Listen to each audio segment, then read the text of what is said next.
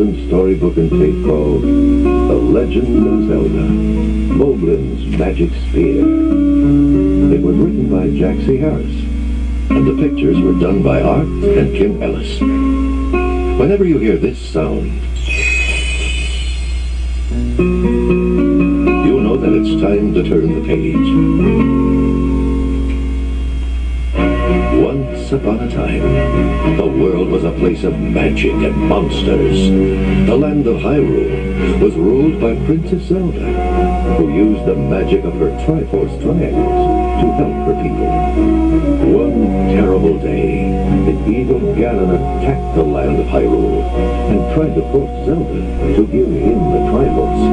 But Zelda fooled him and gave the Triforce triangles to her trusted nursemaid Impa, who escaped with him. After being trapped by Ganon's henchmen, Impa was saved by the brave little warrior Link. She told him the legend of Zelda and the Triforce, and asked him to rescue the princess, who had been imprisoned on Death Mountain by Ganon. Since he was brave and true, Link promised to save Zelda. This is one of Link's amazing adventures as he traveled across the land of Hyrule on his way to save Princess Zelda. For a long, long time, Link journeyed through Hyrule. He battled many strange monsters and bought many magic objects to help him in his quest. As he crossed a small lake on a tiny wooden raft, Link counted the objects he carried. I have my sword, a bag of rubies, He thought, and one small bottle of fresh water. I think I'll need more magic in order to rescue the princess.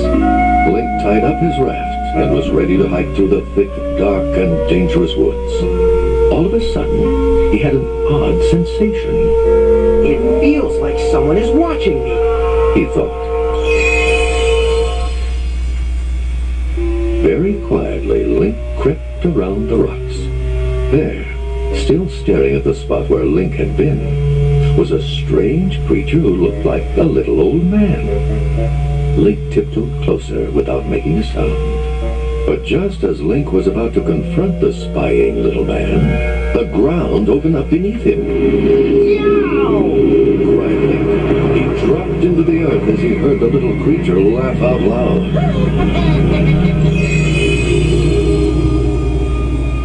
Luckily for Link, he didn't fall far. He found himself in a strange cave filled with everything from junk to treasure. The odd creature came down a secret staircase. He greeted Link by saying, "Welcome to my store, customer." At first, Link was very angry at having been tricked by the funny little man. But the creature soon explained why he had done it. "I am a humble merchant, He said, and my trap is the only way I can get customers into my out-of-the-way shop." Link thought the little man was funny and began to look around the strange shop. He soon selected a round black bomb and a beautiful shield to buy with his rubies. "Your shield is magic. Explained the merchant after exchanging it for Link's rubies. I will tell you its secret for a drink of your fresh water. You see, my lake is polluted." Although it was the last of his water, Link felt sorry for the little merchant and let him drink. Then the merchant said, "For this swallow of water, I'll tell you this. Your shield will swallow a hit to a miss." Link said goodbye to the strange merchant, trying to figure out the meaning of his weird rhyme. Many days later, Link was entering a small stony canyon when suddenly a huge creature jumped out from behind a rock. "Stop!" roared the creature. "No one can walk through Moblin's land." Moblin? Thought Link as the creature's spear hit solid rock just above Link's head. I've heard of him. He's one of Ganon's followers. Far, far away, in terrible Death Mountain, Ganon Ganon himself was watching Link through his crystal ball. So, He growled. that nuisance Link is still coming closer. No matter. Moblin will destroy him with his magic spear. But captive Zelda watched too, afraid for the brave warrior Link. It's amazing. Link thought as he dodged Moblin's spear. The spear vanishes, and another spear appears magically in his hand every time he throws one. He'll never run out. Just then, as another spear appeared in Moblin's hand, the creature walked right into a tree. Oh, Aha! thought Link. That must be why Ganon gave Moblin a magic spear. The creature has poor eyesight. He'd never be able to find a normal spear once he threw it. That gives me an idea. Hiding behind some rocks, Link worked quickly. If I can make a dummy from these leaves, sticks, and my bomb, maybe I can fool Moblin into grabbing it instead of me. Nearby, Link could hear Moblin getting closer. I'll get you and swallow you up. He snarled.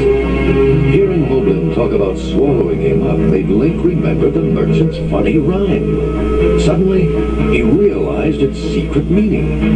His new shield was magic, and Moblin had been missing him on purpose.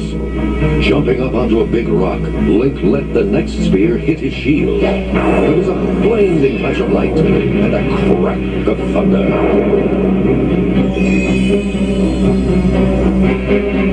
I was right! Link said, laughing as he jumped down off the rock and ran past his dummy.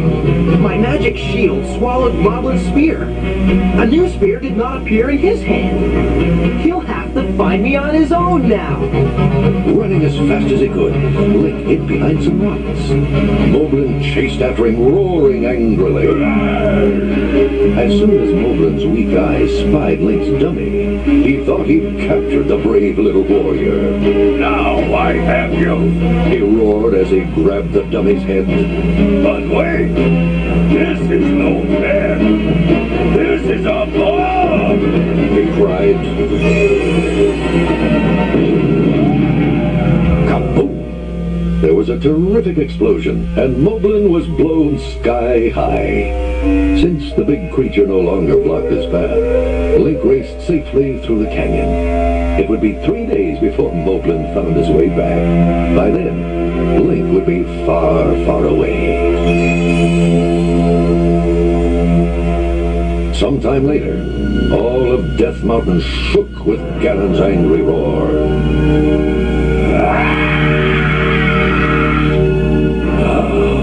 Can a little creep like Link keep coming? It's most annoying. But no matter. There are many more dangers in front of him. Someone or something will destroy Link long before he reaches the underground labyrinths. Zelda had seen Link's bravery and cunning. She knew that someday soon, Link would come to her rescue. The future of her land depended on it.